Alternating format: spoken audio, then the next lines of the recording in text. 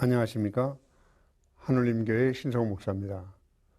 오늘은 계시록 1장 8절 말씀을 통해서 하나님의 자기 선언 첫 번째 알파와 오메가라는 제목으로 하나님의 말씀의 은혜를 나누도록 하겠습니다. 계시록 1장 8절입니다. 주 하나님이 이르시되 나는 알파와 오메가라. 이제도 있고 전에도 있었고 장차 올 자요 전능한 자라 하시더라. 본문의 배경을 말씀드리면 신약성경의 용법 계시록의 독특한 표현인 알파와 오메가는 계시록 1장 8절과 계시록 21장 6절에서 하나님이 자기 자신에 대해서, 계시록 22장 13절에서는 그리스도께서 자기 자신에 대해서 사용하셨습니다. 이 알파와 오메가라는 표현은 처음과 나중이라는 말과 함께 사용되어서 그 의미를 더 분명하게 확정하게 됩니다. 즉 알파와 오메가, 처음과 나중이라는 뜻은 하나님께서 모든 일을 시작하셨으니 하나님이 당신의 끝을 맺으신다라는 뜻과 태초부터 계신 이는 하나님이시니 나중까지 계실 이도 하나님이시다라는 뜻입니다. 이 표현의 본질적 내용은 처음과 나중이라는 구약 성서에서 유래된 것입니다. 구약에 배경된 송구를 다음과 같이 소개합니다. 이사야 41장 4절 말씀, 이 일을 누가 행하였느냐? 누가 이루었느냐?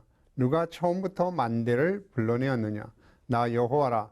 처음에도 나요, 나중에 있을 자에게도 내가 곧 그니라. 이사야 44장 6절입니다. 이스라엘 왕인 여호와 이스라엘의 구원자인 만군의 여호와가 이같이 말하노라. 나는 처음이요 나는 마지막이라. 나 외에 다른 신이 없느니라. 이사야 48장 12절 말씀입니다. 야곱아 내가 부른 이스라엘아 내게 들으라.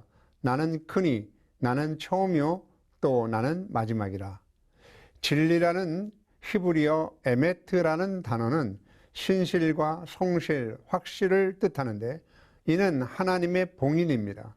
이는 히브리서의 처음 글자 알렙과 중간 글자 M 그리고 마지막 글자인 타우로 구성되어서 에메트라고 합니다. 하나님은 처음과 나중이라는 의미를 암시하고 있는 것이죠. 알파와 오메가라는 말이 본문과 같이 이제도 계시고 전에도 계시고 장차 오시리와 전능한 자라는 어구와 함께 연결되면서 새로운 의미를 갖게 됩니다. 알파와 오메가는 처음과 끝을 계획하신 분으로 이제도 계시고 전에도 계시고 장차 오실 이는 영원한 있음의 근원이신 분으로 전능한 자는 처음부터 끝까지 모든 계획을 세우신 하나님이 그 계획을 신실하게 이루실 수 있는 분으로 자기 선언을 하고 있는 것입니다. 즉 나는 무엇이다 라는 하나님의 자기 선언은 하나님께서 자기를 나타내실 때, 곧 자기를 계시하실 때 사용되는 언어로서 그 대표적인 경우가 호렙산 떨기나무 가운데 모세에게 나타나신 하나님의 현현입니다. 현현이란 명백하게 나타난다라는 뜻인데 출애굽기 3장 6절을 보시면 이런 말씀이 있습니다. 또 이르시되 나는 내 조상의 하나님이니 아브라함의 하나님, 이삭의 하나님, 야곱의 하나님이로라. 모세가 하나님을 뵙기를 두려워하여 얼굴을 가리우매 라고 했습니다. 하나님의 자기선언은 세 가지입니다. 나는 무엇이다 라는 하나님의 자기선언은 자기 계시적 언어로서 다른 피조물들과 전적으로 본질상 타자임을 강조하시는 신적인 권위를 나타내실 때 사용됩니다. 즉 창조주 하나님과 피조물은 하나일 수 없다는 것, 동질이 될 수 없다는 것입니다. 하나님은 하나님이시고 피조물은 피조물일 뿐입니다. 즉 하나님께서 소유하신 성품 가운데 인간도 같이 공유할 수 있는 공유적 속성이 있으며 인간이 가질 수 없는 속성이 있는데 이를 비공유적 속성이라고 합니다. 이 비공유적 속성이 하나님만이 소유하신 속성으로 무한성, 완전성, 불변성 같은 인간이 소유할 수 없는 영혼 속에 속한 초월적인 속성을 말합니다. 첫 번째, 알파와 오메가로서의 자기 선언을 하셨습니다. 앞서 말씀드린 것 같이 알파와 오메가는 구약의 처음과 나중이라는 하나님의 자기 선언을 배경으로 하고 있습니다. 헬라어의 첫 글자 알파와 마지막 글자 오메가를 사용해서 처음과 나중이신 하나님을 나타내고 있는 것이죠. 즉 하나님께서 모든 일의 시작과 끝을 계획하셨음을 말하고 있는 것입니다. 이사야 41장 4절입니다. 이 일을 누가 행하였느냐? 누가 이루었느냐? 누가 처음부터 만대를 불러내었느냐? 나 여호와라. 처음에도 나요, 나중에 있을 자에게도 내가 곧 그니라. 누가 행하였느냐? 누가 이루었느냐? 누가 처음부터 만대를 불러내었느냐? 하나님께서는 반복해서 질문을 하십니다. 그러나 열방들은 묵묵부답할 수밖에 없습니다. 이유는 하나님의 주장을 수긍할 수밖에 없기 때문입니다. 우리는 하나님의 연속적인 이 질문에 도무지 반박할 말을 찾을 수 없는 존재입니다. 인간의 모든 역사와 교인의 주인이신 하나님이심을 선포하신 것이죠. 심리도 판결도 다 끝났습니다. 모두가 수긍할 수밖에 없는 합리적인 절차를 통해서 하나님의 계획을 아무도 막을 수가 없으며 그에게 도전할 세력도 없음이 명확하게 드러난 것입니다. 한 시대의 지배자로 위세를 떨치던 열방들이 하나님의 연속적인 질문 앞에서 하나님의 주장을 반박할 어떤 의견도 내세우지 못하고 스스로 고개를 숙이고 자인할 수밖에 없는 것입니다. 하나님은 모든 역사의 처음이시며 나중이십니다. 곧 모든 만물의 주인이시며 통치자시며 완성자이십니다. 더 이상 말이 필요 없고 무슨 설명이 필요하겠습니까? 이사야 41장 4절의 본절 말씀은 앞구절 이사야서 41장 1절부터 3절을 이어받는 말씀입니다. 1절에 하나님은 열방과 변론하시고자 가까이 나으라고 말씀하십니다. 동방에서 의로운 사람을 일으킨 일, 열국이 그 의로운 자 앞에 굴복된 일, 그 의로운 자가 모든 열방의 왕들을 통치하게 된 일, 그 모든 왕들을 그의 칼에 티끌같게 그의 활에 초계같게 한 일, 그 발로 가지 못한 길을 안전히 지나게 한 일 등, 즉 하나님이 사람을 세우시고 그 사람으로 하여금 열국을 정복하게 하시고 통치하게 하시고 거칠 것 없는 역사를 이루게 하신 분이 누구신가라고 하나님은 묻고 있는 것입니다. 그렇습니다, 여러분. 우리가 자신의 삶의 계획을 세우고 그 계획을 방해하는 장애물을 정복하고 그것들을 다스리고 우리 인생길에 거칠 것 없이 나아가게 하시는 분이 과연 누구십니까? 라고 묻는 것과 같습니다. 이 모든 일을 누가 행하였느냐? 여호와 하나님이십니다. 누가 이루었느냐? 여호와 하나님이십니다. 누가 처음부터 만대를 불러내었느냐? 여호와 하나님이십니다. 누가 태초부터 끝을 계획하고 이루었느냐라는 질문입니다. 따라서 그분은 어떤 하나님이십니까? 처음에도 나요, 나중에도 있을 여호와 하나님이십니다. 그 계획을 태초에 세운 사람도 나 여호와 하나님이요, 그 계획의 끝, 완성을 이루게 할 사람도 나 여호와 하나님이심을 말씀하고 있는 것이죠. 태초부터 종말까지 하나님의 주권적인 사역이 지속적으로 이루어지고 있음을 말하고 있습니다. 결국 이 말은 세상 만사, 개인사 자체가 하나님이 주도적으로 시행하고 계신다는 사실을 보여주고 있는 것입니다. 마치 이것은 땅에서 스미어 나오는 물이 모여 시내가 되어 동으로 서로 흘러가다가 다시 휘돌아 북으로 흐르다가 다시 남쪽으로 흘러가며 한 곳에 모여 강물이 되어 바다에 이르게 됩니다. 땅에서 스미어 나오던 물이 시냇물이 되어 이리저리 흐르다가 강물이 되어 결국 이르게 된 곳이 바다라는 것이죠. 시냇물은 자기 마음대로 이리저리 동으로 서로 남으로 북으로 흐르는 것 같지만 결국 이 시냇물이 흐르는 방향은 오직 한 방향입니다. 곧 위에서부터 아래로 흐르는 겁니다. 외적으로 보면 세상의 물결에 이런 일 저런 일 겪으며 이리 치이고 저리 치이고 나의 인생이 흘러가는 것 같고 바람이 부는 대로 이리저리 흔들리는 갈대와 같은 우리의 삶인 것 같아 한심하고 허무한 인생 같으지만 사실은 그 물결과 바람은 하나님께서 일으키신 것이요, 그 물결과 바람은 우리를 하나님에게로 인도하시기 위한 것이었습니다. 알 수 없는 바람에 의하여 공중에 휘날리던 씨앗이 떨어진 곳은 절벽 위에 있는 단단한 바위 위에 떨어졌습니다. 씨앗은 살아남기 위하여 안간 힘을 쓰며 바위 한쪽에 붙어있는 조그만 흙덩어리에 자기의 뿌리를 내립니다. 비바람이 세차게 불 때는 씨앗은 날려가지 않게 위하여 바위 위에 붙어있는 조그만 흙덩이에서 떨어지지 않으려고 몸부림을 칩니다. 세월이 흐르는 동안 뿌리는 점점 강해지고 마침내 바위를 깨뜨리고 뿌리를 단단히 내립니다. 오랜 세월이 흐른 후 그 알 수 없는 바람에 의하여 불려온 씨앗은 가파른 절벽 위에 풍파를 이겨낸 멋진 소나무가 됩니다. 그리고 그 알 수 없는 바람은 하나님이 부신 입김이었습니다. 우리가 하나님을 믿는다고 하지만 때로는 우리의 인생길 고비고비마다 구비구비마다 상식적으로 이해하기 힘들고 어렵고 크고 작은 일들을 겪으면서 이리저리 치이는 것 같아 정말 하나님이 살아계신다면 하나님은 나를 왜 이런 모질고 열악한 환경에 그냥 내버려 두실까 하는 섭섭함과 서러움에 눈물 지을 때가 한두 번이 아닐 것입니다. 그러나 여러분, 실망하지 마십시오. 절망하지 마십시오. 시냇물이 이리저리 자기 마음대로 흘러가는 것 같지만 결국 바다에 이르듯이 우리의 인생이 이리저리 흔들리고 세상 마음대로 휘둘리는 것 같지만 결국 하나님이 계신 곳에 이르게 하시는 분은 처음부터 나중을 계획하시고 태초에 계획하신 것을 끝에 가서 결국에 이루시고야마는 전능하신 하나님이십니다. 시초부터 종말을 알리신 하나님에 대해서 말씀드립니다.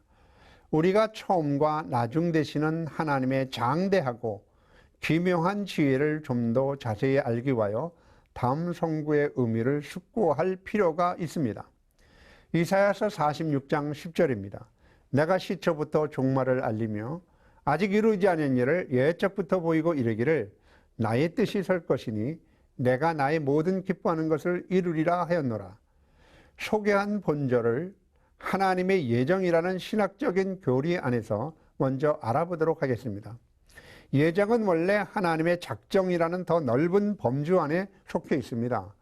하나님의 작정은 하나님께서 선하신 지혜로 이 세상에 일어날 수 있는 모든 일들에 대해서 미리 당신의 의지를 가지고 계신 것을 가리킵니다. 즉 하나님의 작정이란 하나님께서 장차 발생될 일체의 사건들을 미리 정하시는 그의 영원하신 계획 혹은 목적을 뜻합니다. 만물을 지배하시는 하나님께서 창조한 섭리와 뿐만 아니라 구속의 과정에서도 역시 한 명확한 계획에 따라 일하신다는 것은 자연스러운 일입니다. 하나님께서 그 작정의 설계 실제적인 계획을 이루기 위하여 하나님께서 사용 가능한 모든 교회 혹은 모든 개인의 삶을 그 계획에 불러 들이십니다. 즉 위대한 하나님의 처음부터 종말을 고한 계획에 사용되는 교회와 개인의 삶은 하나님께서 실제적으로 성경에 기록된 말씀을 이루는 사건들로 인정해서 그의 생명책에 기록되는 삶으로 구체화시키십니다. 이사야 46장 10절을 알기 쉽게 주석해 봅니다. 내가 시초부터 종말을 알리며 라는 말, 역사를 깊이 상고함으로 알 수 있는 하나님의 모습은 역사의 시종, 처음과 끝을 주관하시는 절대 주관자이십니다. 하나님께서는 인간의 반응과 환경에 따라서 처음부터 종말을 관 하나님의 장대하고 깊은 계획을 이리저리 변경하시는 분이 아니십니다. 하나님께서는 당신이 세운 계획을 일관되게 행하시는 분입니다. 하나님의 가장 큰 특징이 뭡니까? 곧 하나님을 하나님 되게 하시는 것은 그의 계획과 실행의 신실성과 확실성에 있습니다.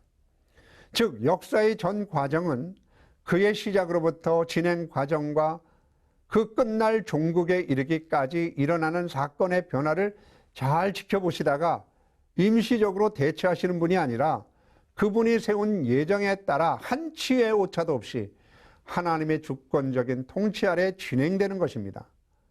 주님은 제자들과 이별이 가까워지자 마지막 포도나무에 설교를 하십니다. 나는 참 포도나무요 내 아버지는 농부라. 또한 주님은 씨 뿌리는 천국 비유의 의미를 묻는 제자들에게 뿌리는 자는 인자요 밭은 세상이라고 말씀하시며 하늘나라에 대한 것을 제자들이 알기 쉽게 또는 이해하도록 설명해 주셨습니다.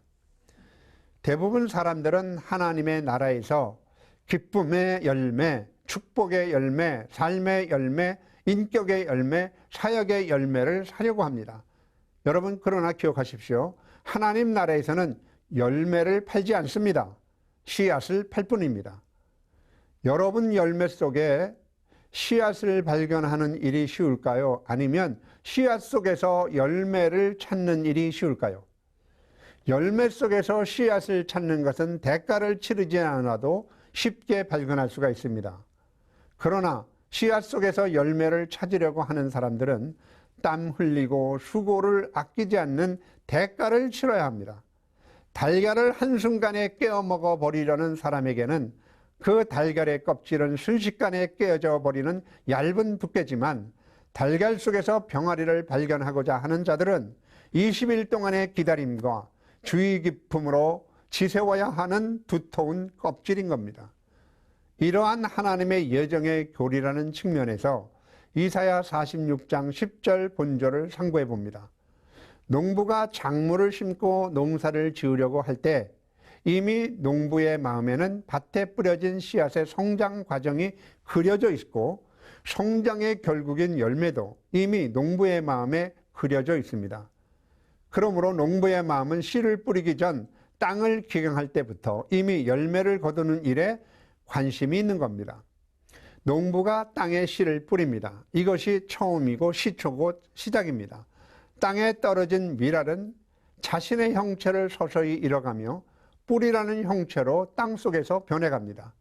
뿌리라는 형체로 변하면 처음의 씨앗은 모습은 찾아볼 수가 없습니다.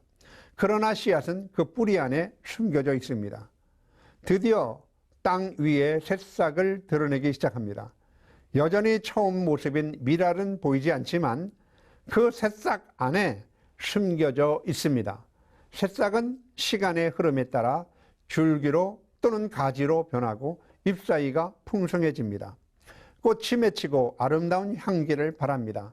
그러나 아직도 끝은 아닙니다. 아직도 처음에 밀알의 모습은 볼 수가 없습니다. 아름다운 자체를 자랑하던 꽃은 시들어가고 향기를 바라던 꽃은 땅에 떨어져 썩어져 갑니다. 이때에 이르러서야 비로소 처음 땅에 묻었던 밀알의 열매들을 가지 끝에 달랜 모습을 찾아볼 수가 있게 됩니다. 이것이 종말입니다. 처음을 창세기라고 말한다면 종말은 계시록이라고 말할 수가 있습니다. 아직 이루지 아니한 일을 옛적부터 보이고 이르기를, 아직 이루지 아니한 일은 앞으로 이루어질 일입니다. 사람은 저마다 앞으로 이루어질 세상과 자신의 미래에 대한 불안감을 가지고 있습니다. 이 세상의 끝은 어떻게 될까? 육체적인 죽음 이후에 내 영혼은 어떻게 될까? 내 인생의 종말은 어떻게 끝날까? 염려와 걱정을 하며 삽니다. 더욱이 오늘날 우리가 사는 이 세상은 개인주의 성향의 절정이라고 할 수 있는 포스트 모더니즘 사상으로 인한 절대 자기 만족과 자유주의적 생각의 결과로 믿음 편리주의의 가볍고 졸속한 사상이 판을 치는 뒤틀린 세상 속에서 우리는 불안한 미래와 더불어 현실적인 곤핍과 영육 간의 자원의 부족이나 과욕으로 끊임없이 염려 속에서 살아갑니다.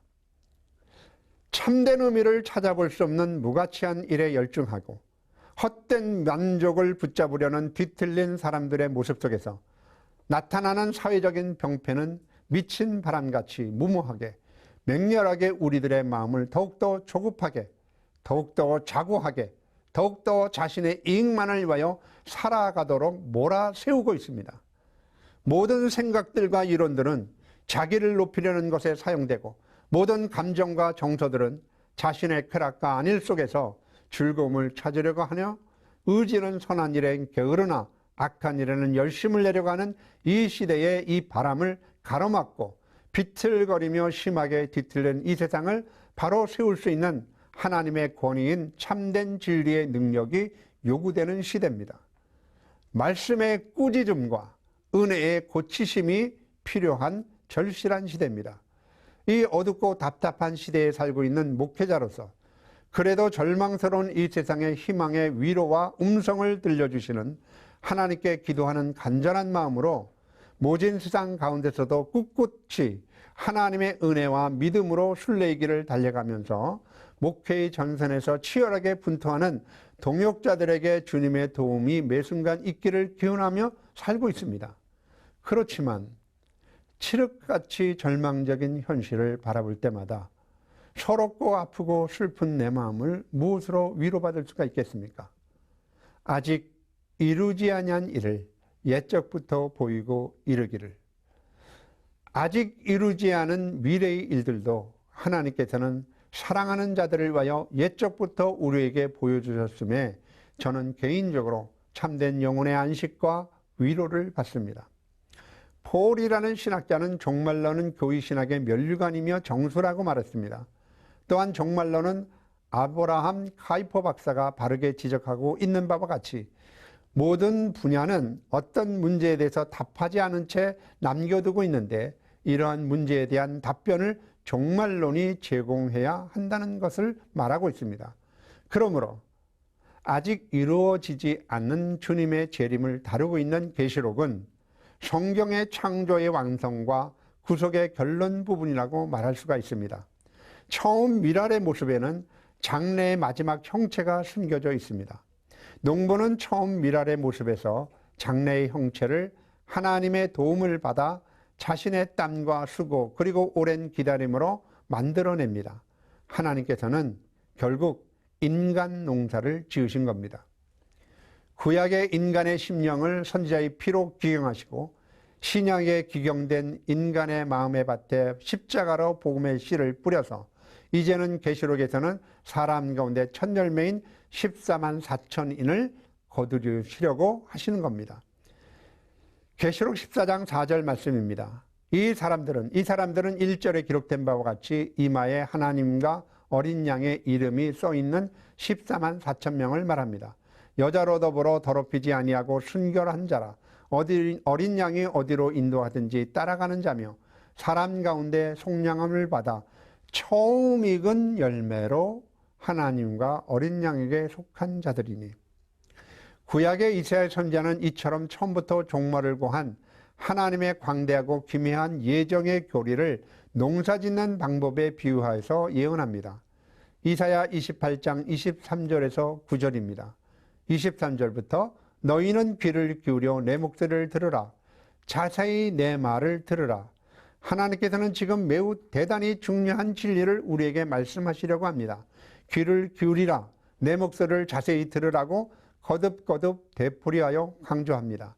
24절 파종하려고 가는 자가 어찌 쉬지 않고 갈기만 하겠느냐. 자기 땅을 개간하고 고르게만 하겠느냐. 씨를 뿌리려고 하는 자는 먼저 땅을 기경하고 개간하지 않겠는가. 그러나 농부가 땅을 기경하는 목적이 있지 않겠는가. 그것은 땅에 씨를 뿌리려고 기경한 것입니다. 우리의 죄와 허물로 더럽혀진 죽은 심령을 다시 복음의 쟁기로 기경하여 돌을 제하고 독초와 잡초를 뽑아내어 복음을 받을 수 있는 착한 심령으로 준비하는 과정을 비유하고 있는 겁니다. 25절입니다. 지면을 이미 평평히 했으면 소양을 뿌리고 대양을 뿌리며 소맥을 줄줄이 심으며 대맥을 정한 곳에 심으며 귀리를 그가에 심지 않겠느냐. 이는 그의 하나님이 그에게 적당한 방법을 보이사 가르치셨음이며, 농부가 이제 땅을 평평하게 고르게 하였다면 하나님께서 가르쳐 주신 방법대로 씨를 제때에 적당한 곳에 뿌리고 심을 것입니다. 죄책과 오염으로 물들어 살았다 하는 이름은 가졌으나 죽은 자라는 이름뿐인 마음에 새 생명의 원리가 심어지는 과정을 말합니다. 소해양은 도리깨로 떨지 아니하고 대양은 수레바퀴로 굴리지 아니하고 소양은 작대기로 떨고 대양은 막대기로 떨며 곡식은 부수는가 아니라 늘 떨기만 하지 아니하고 그것에 수레바퀴를 굴리고 말굽으로 밟게 할지라도 부수지는 아니하나니 하나님이 어찌 미라를 부서지도록 두드리겠습니까? 하나님의 백성을 향한 연단과 징계, 그것을 농부의 수확 과정에 비유하고 있습니다. 각자의 영혼의 상태에 따라 어떤 심령은 작대기로 혹은 막대기로 혹은 수레바퀴로 혹은 말굽으로 밟음으로 시련과 연단의 과정을 거쳐 온전한 결실을 이루어 가시려고 각 저마다 인간을 독특하게 다루시는 하나님의 거룩하고 세밀한 방법을 볼 수가 있습니다. 이도 만군의 여호와께서 난 것이라 그의 경영은 기묘하며 지혜는 광대하니라. 사랑하는 성도 여러분, 인간을 창조하시고 다루시고 회복하시고 하나님 보시기에 좋았더라 말씀하신 그 참 사람다운 사람을 만들어 가시는 처음부터 종말을 향한 하나님의 손길은 정말 섬세하고 기묘하고 광대합니다. 이것이 구속사의 성취요 창조의 목적을 달성하는 순간일 것입니다. 그런 면에서 성경은 어떤 의미에서 사람 사용 설명서라고 할 수가 있는 겁니다. 하나님께서 영원전부터 무엇이 일어날지를 주권적으로 결정하셨고 또한 그의 예정의 계획에 따라 자연계와 초자연계에 걸친 그의 창조의 사역에서 그의 주권적인 의지를 사용하십니다. 이것이 하나님이 이 세상 끝날에 우리에게 들려주고 싶어 하시는 알파와 오메가, 즉 처음과 나중이라는 말씀의 참된 의미일 것입니다. 사랑하는 시청자 여러분, 하나님의 알파의 역사에 동참하신 여러분의 순례의 발길이 세상 끝을 예정하신 하나님의 오메가의 마지막 역사에 함께 동참하시는 거룩한 발길이 되기를 주님의 이름으로 간절히 축원합니다.